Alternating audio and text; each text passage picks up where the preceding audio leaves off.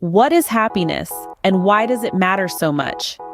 This elusive state of being has been the subject of countless philosophical debates and literary masterpieces, but in recent years it has also caught the attention of scientists. Scientists have devoted a great deal of time and resources to understand happiness. They've conducted studies, performed experiments, and analyzed data to try and crack the code of what makes us happy. And while there isn't a one-size-fits-all answer, some fascinating discoveries have been made.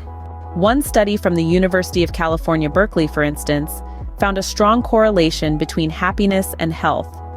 Participants who reported higher levels of happiness had stronger immune systems and lower levels of inflammation in their bodies.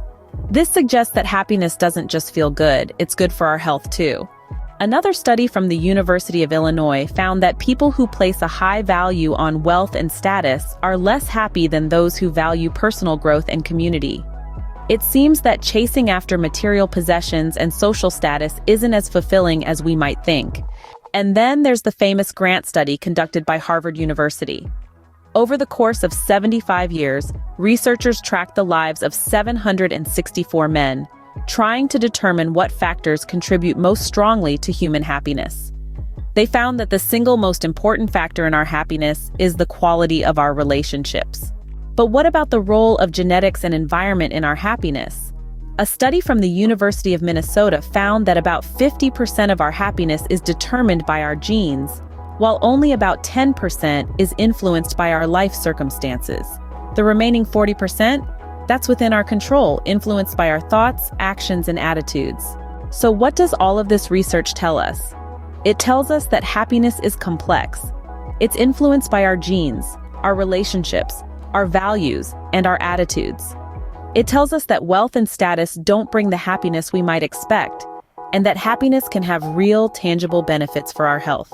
In summary, happiness is not just a fleeting emotion, but a state of being that can have profound impacts on our physical health, our relationships, and our overall quality of life.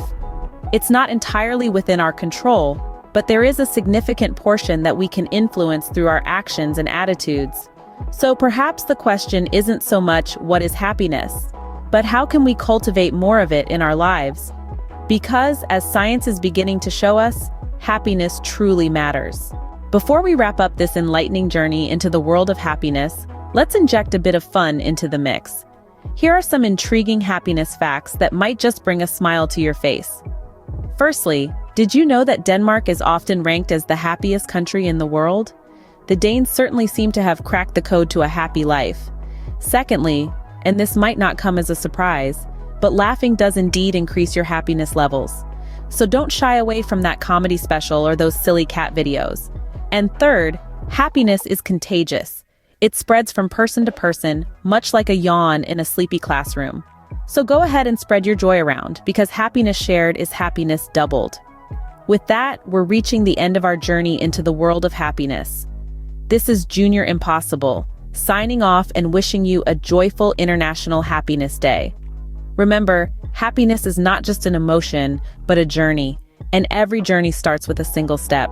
So take that step today and every day towards a happier you.